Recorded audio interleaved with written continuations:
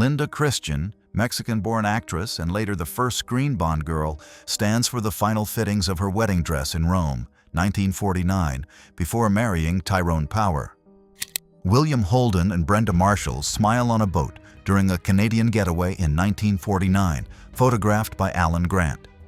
A year later, Holden made Sunset Boulevard. He would win Best Actor in 1954 for Stalag 17. Errol Flynn builds a snowman in Sun Valley, Idaho, 1940. Hollywood's swashbuckler was fresh off hits like The Adventures of Robin Hood and Dodge City. Sun Valley drew many film stars between shoots, and Flynn was a regular visitor. Young Lou Rawls and Sam Cooke, 1952. Childhood friends who began in gospel. Rawls sang backup on Cooke's Bring It On Home to Me. Cooke became the king of soul, while Rawls earned 3 Grammys. Muhammad Ali shares a mock spar with photographer Ron Galella at Chasen's in Beverly Hills, March 29, 1981. Ali was a 3-time world heavyweight champion and Olympic gold medalist. Crew sets up on a lonely road as Cary Grant prepares the crop duster sequence for Alfred Hitchcock's North by Northwest, 1959. Filmed in California farmland, the scene plays with no music, only wind and engine. Vivian Leigh poses under blossoms in a 1946 Vogue, sitting by Cecil Beaton. The stage and screen star won 2 Academy Awards for Gone with the Wind and A Streetcar Named Desire. Groucho Marx dances with Veronica Lake at the Hollywood Canteen in 1943, lifting troop morale. Lake, famed for her peekaboo hair, later promoted safer styles for wartime factory workers. Actress Linda Darnell looks on. Captioned as Cicely Tyson in Midtown Manhattan after Sounder opened in 1973, she stands by posters praising her work. Playing Rebecca Morgan earned Oscar and Golden Globe nominations and advanced dignified portrayals of black women on screen. Steve McQueen drives along Mulholland Drive in his Jaguar XKSS Los Angeles, 1962, captured by William Claxton. The XKSS was a road legal D type, only 16 built. A serious racer, McQueen later did his own driving in Bullitt. Audrey Hepburn in a 1954 portrait by Cecil Beaton. That year, she won the Academy Award for Roman Holiday and a Tony for Ondine. Audrey Hepburn sits in Durango with her Yorkshire Terrier, Mr. Famous, during filming of The Unforgiven in 1959. The pup often joined her on sets and appeared in photo shoots. Russ Tamblyn flips on a sidewalk as his wife, actress Venetia Stevenson, walks beside him in 1955. A trained gymnast, Tamblyn later played Riff in West Side Story and earned an Academy Award nomination for Peyton Place. In Atlanta, 1963, Motown founder Berry Gordy stood with Dr. Martin Luther King Jr., showing the album The Great March to Freedom. Nearby are singer Lena Horne and jazz pianist Billy Taylor. Cloris Leachman, aged 20, was lifted by fellow contestants after being crowned Miss Chicago in 1946. She soon reached the Miss America Top 16, earned a $1,000 scholarship to study with Elia Kazan. Robert Mitchum and Rita Hayworth share a light moment in Port of Spain while filming Fire Down Below, 1957. Mitchum, a classic noir leading man and Oscar nominee, teamed with Hayworth. Ally McGraw walks in Central Park in 1969, captured by Pierre Sherman. The next year, she led Love Story, earning an Oscar nomination and a Golden Globe. Audrey and Judy Landers share a playful moment in a glossy 1980s shoot. The famous sisters lit up TV, Audrey on Dallas, Judy on BJ, and The Bear, and also recorded together as the Landers Sisters, touring internationally. The comedian Danny Kaye is at his old school, Public School 149 in Brooklyn, gently tugging a student's hair as the class laughs. A film star and early UNICEF Goodwill ambassador, he used humor to connect with children. Frank Sinatra lifts a young pupil during his 1962 visit to the Royal National College for the Blind in Northwood, Middlesex. The Grammy-winning singer and Oscar winner often supported causes while touring Britain, Orson Welles, 25, steps out at the 1941 premiere of Citizen Kane, his first feature as director, writer, and star. Rita Moreno on the phone at her Los Angeles home in 1957. A few years later, she won an Oscar for West Side Story and later joined the rare group of performers to achieve the EGOT. Natalie Wood and Warren Beatty at the 34th Academy Awards in Los Angeles, 1962. Wood was up for Best Actress for Splendor in the Grass, the film that launched Beatty the previous year. Dorothy Dandridge and her sister Vivian arrived for the 1954 premiere of Carmen Jones. Dorothy would earn a historic Best Actress Oscar nomination for the film. Vivian, once part of the Dandridge sisters trio, also worked in films and television. Alain Delon in a shearling jacket, the kind of look that shaped men's style in the 1960s. The French star of Le Samurai and Purple Noon was a fashion influence for actors like Redford and McQueen, then and now. Anne Margaret, between screen tests, shares dinner with actor Peter Brown at Hollywood's Haromar, 1961. Brown was then a star of TV's Lawman. The rising singer-dancer would soon launch her film career. Dustin Hoffman launches into a hallway leap while Bob Fosse looks on around 1973. Hoffman was already the star of The Graduate and Midnight Cowboy. Fosse, that year, became the only artist to win an Oscar, Tony, and Emmy. Grace Kelly with her siblings at their Ocean City, New Jersey home in the 1940s, Lizanne, Grace, Peggy, and Jack. Grace would later win a 1955 Oscar and become Princess of Monaco. Jack became an Olympic rower and civic leader. Glen Campbell steps out of the Sherry Netherland in New York, 1970. The chart-topping singer and ace session guitarist behind Wichita Lineman was then hosting CBS's The Glen Campbell Good Time Hour. Humphrey Bogart walks a dock with his son Stephen in 1955. The screen legend had already won an Oscar for The African Queen and starred in Casablanca. Stephen later became a TV news producer and author. Rock Hudson, Tony Curtis, and Robert Wagner pose on a ladder for Life magazine in 1954. Hudson had just led Magnificent Obsession. Curtis broke out with Houdini. Wagner was a rising 20th Century Fox star. Anita Ekberg, photographed by Bob Haswell in 1955, lounges between takes. The soon-to-be La Dolce Vita star, Miss Sweden 1950, and a Miss Universe finalist, was building her Hollywood career. Paul Newman arrives for the Venice Film Festival in 1963. Already a two-time Oscar nominee for Cat on a Hot Tin Roof and The Hustler, he would later win for The Color of Money and donate millions through Newman's Own. Robert Redford takes a pint beneath Waterloo Bridge, London, 1973. That year, he starred in The Sting, a major hit. He later won an Oscar for directing Ordinary People and founded the Sundance Institute. Stevie Wonder and Marvin Gaye at Motown's Detroit studio, 1965. Wonder, a teenage harmonica hitmaker, records beside Gaye, the label's leading voice, who would deliver I Heard It Through the Grapevine and later What's Going On.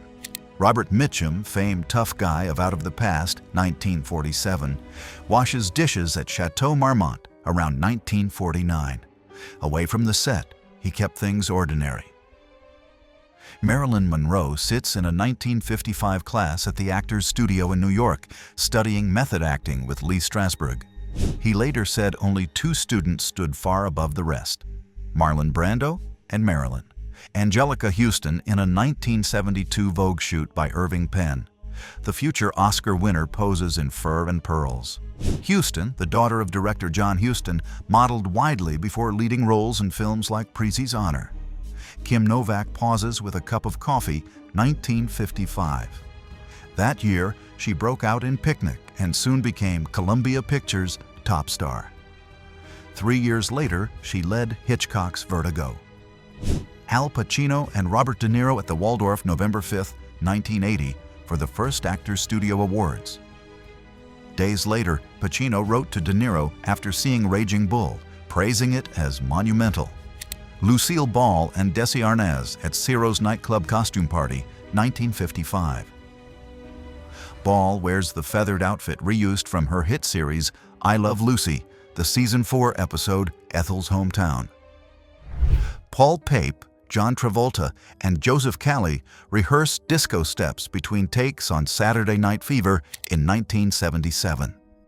Travolta's breakout earned him an Oscar nomination.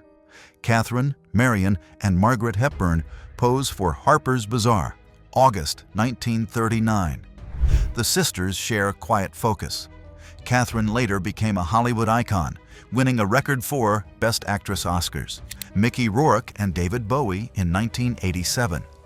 That year, Rourke rapped on Bowie's Shining Star, Making My Love from Never Let Me Down. Bowie said the song grew from street pressures and people clinging to each other. Billie Holiday and Hazel Scott share a moment at a 1957 party captured by Roy DeCarava. Holiday, the voice of Strange Fruit, shaped jazz singing. Scott, a virtuoso pianist, became the first Black American woman to host a national TV show. Alain Delon relaxes with wife Natalie at their California home in 1964. Delon had recently gained acclaim for Visconti's The Leopard, while Natalie would later appear with him in Le Samurai. Mexican star Anthony Quinn rides a water taxi with British actress Barbara Steele. Quinn had already won 2 Oscars for supporting roles in Viva Zapata and Lust for Life. Jane Greer poses for Out of the Past, 1947. As Kathy Moffat, she helped define film noir's classic femme fatale, starring with Robert Mitchum and Kirk Douglas. Decades later, she appeared in the 1984 remake Against All Odds. Gregory Peck kneels beside young Mary Badham by a Delta staircase in 1962, just before filming To Kill a Mockingbird. Peck would win Best Actor as Atticus Finch. Badham, only 10, earned an Oscar nomination and called him Atticus. Gene Hackman smiles with his daughters at a Hollywood celebrity baseball game, 1980. At the time, he was already an Oscar winner for The French Connection, 1971. Gary Cooper reclines in a gondola on the Grand Canal. The Hollywood star won 2 Best Actor Oscars for Sergeant York, 1941, and High Noon, 1952, and was celebrated for his quiet strength and unforgettable Western heroes. At Radio City Music Hall on July 9, 1953, Fred Astaire and Sid Charisse attended the bandwagon premiere with Gene Kelly, Ann Miller, and Tony Martin. Their dances helped make the film an MGM classic. Andre the Giant, Mandy Patinkin, and Wallace Shawn in a 1987 publicity, Still for the Princess Bride. Andre was a wrestling icon as Fezzik. Patinkin plays Inigo Montoya. Shawn is Vizzini, whose "inconceivable" became a catchphrase. Sylvester Stallone and Brigitte Nielsen step out of the Carlyle Hotel in New York, 1986. He had Rocky IV and Rambo hits. She played Ludmilla in Rocky IV and led Red Sonja. Natalie Wood chats in a kitchen with Rebel Without a Cause, castmates Dennis Hopper and Nick Adams, 1956. Photo by Ralph Crane. Wood had just earned a Best Supporting Actress nomination at 17. In France, in 1961, Louis Armstrong sketches a trumpet and signs a fan's shaved head. The jazz icon, with his gravelly voice and brilliant horn, toured the world as a cultural ambassador.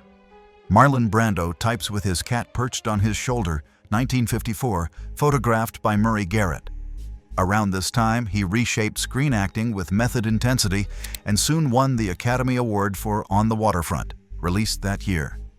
Bruce Springsteen stands outside a storefront in New Jersey wearing a leather jacket and jeans. Soon after, he would release Born to Run, 1975, land magazine covers, and earn a reputation for marathon concerts as The Boss.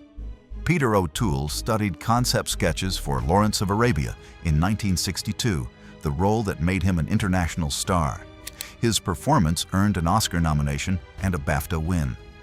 Natalie Wood lounges at home, acting out a charades prompt. A 3-time Oscar nominee, she had just starred in West Side Story and Splendor in the Grass, 1961.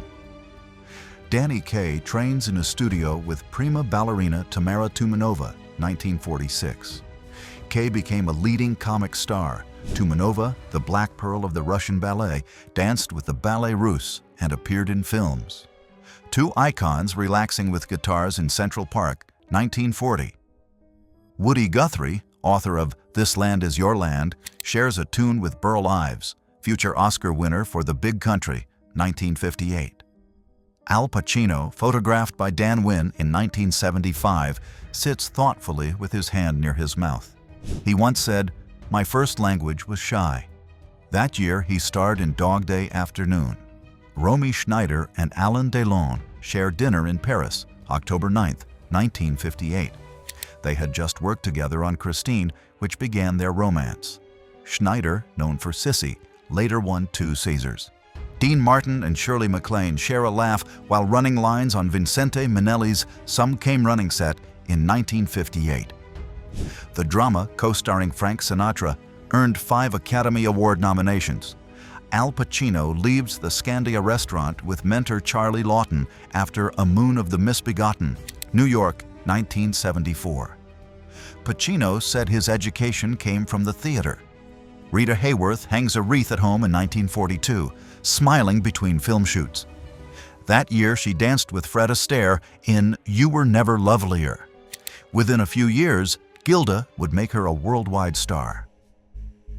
Donna Reed stands in Times Square in 1959, camera in hand.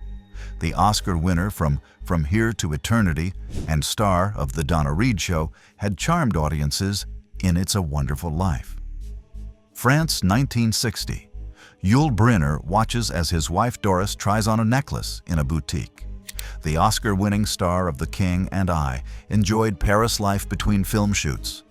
Jake Gyllenhaal as painter Georges Seurat in the 2017 Broadway revival of Sunday in the Park with George. The Sondheim musical opened in 1984 with Mandy Patinkin and won the 1985 Pulitzer Prize for Drama, known for Finishing the Hat. Ann Miller set a studio record in 1943 while filming Reveille with Beverly.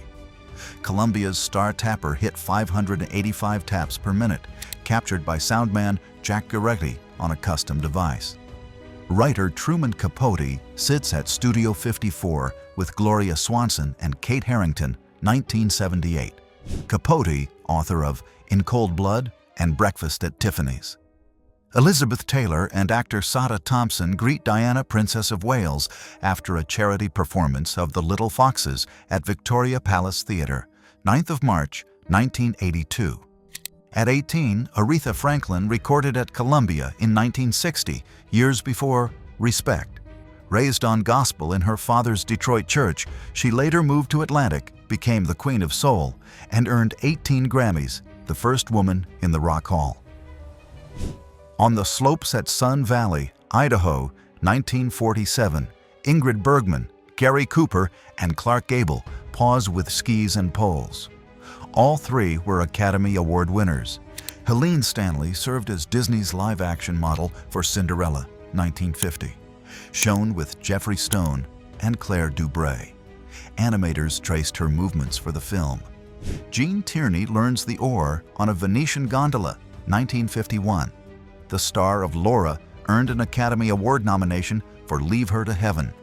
Paul Newman in front of the camera on his directing debut, Rachel, 1968. He directed his wife, Joanne Woodward, in the lead. The film drew wide acclaim and received 4 Academy Award nominations. Vivien Leigh entertained British troops in North Africa in 1943 with the Old Vic Spring Party for ENSA. Fresh from her Oscar for A Gone with the Wind, 1939, she toured bases and hospitals. Pat Morita relaxes with the Cobra Kai boys on the Karate Kid set, 1984. His calm Mr. Miyagi performance earned an Oscar nomination. At left is William Zabka, Johnny Lawrence, in the film, which later inspired the series Cobra Kai. Natalie Wood, 1963, mid-laugh on the phone. Then, a 2-time Oscar nominee for Rebel Without a Cause and Splendor in the Grass, she earned a 3rd later that year. Joanne Woodward adjusts her Best Actress Oscar at home, December. 13, 1958. She earned it for 1957's The Three Faces of Eve, playing multiple personalities. It rests among the awards she and husband Paul Newman collected across film and television. James Dean and Ronald Reagan on General Electric Theater's The Dark, Dark Hours, 1954. Reagan plays a doctor confronted by a teen criminal.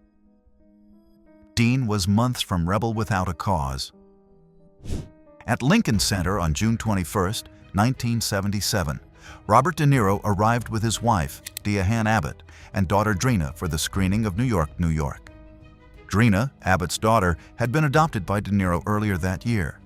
Judy Garland and Gene Kelly rehearse a hat and cane routine at MGM, 1942. The number was For Me and My Gal, Kelly's first film. Garland was already famous from The Wizard of Oz. Their teamwork helped launch Kelly's movie career.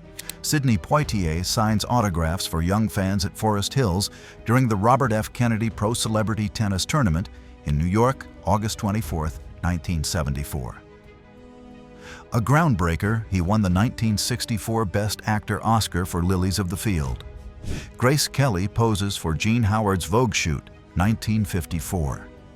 That year, she starred in Hitchcock's Dial M for Murder and Rear Window, on her way to an Oscar for The Country Girl in 1955, before becoming Princess of Monaco. Frank Sinatra performs at Central Park Mall, New York City, 1943, singing for a WNYC fundraiser that collected records for troops. Bobby Soxers crowded the park to hear the 27-year-old crooner. Paul Newman and Joanne Woodward browse a sidewalk bookstand in New York, 1959. Newlyweds then, both were rising stars. Woodward had just won an Oscar for The Three Faces of Eve.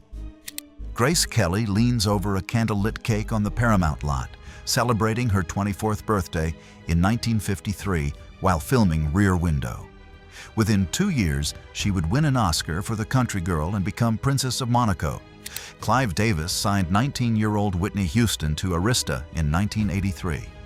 He said her voice and presence were rare. 2 years later, her debut album topped charts. She went on to win 6 Grammys. Julie Andrews, photographed by Terry O'Neill in 1970.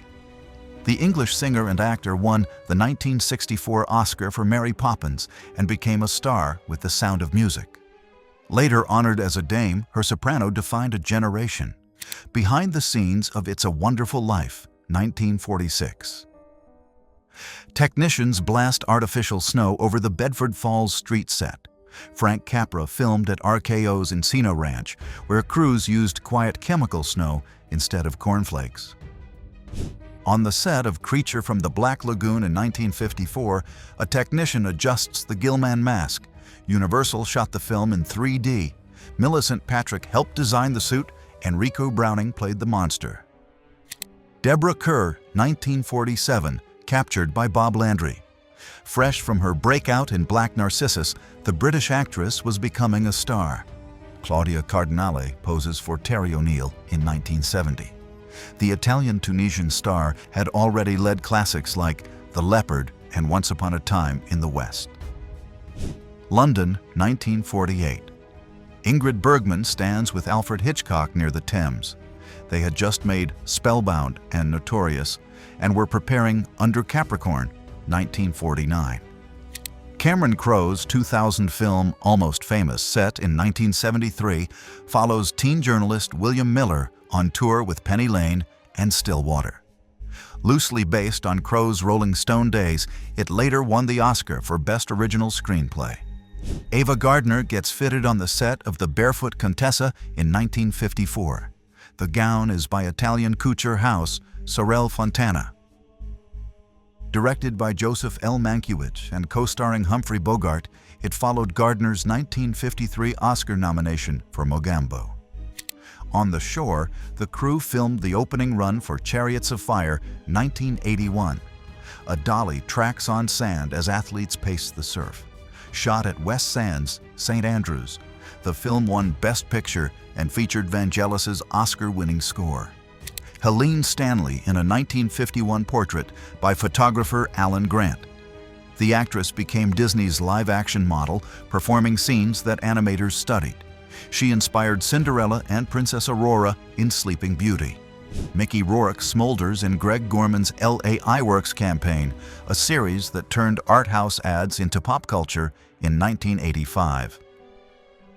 James Dean at home in Los Angeles, 1955, photographed by friend Sanford Roth.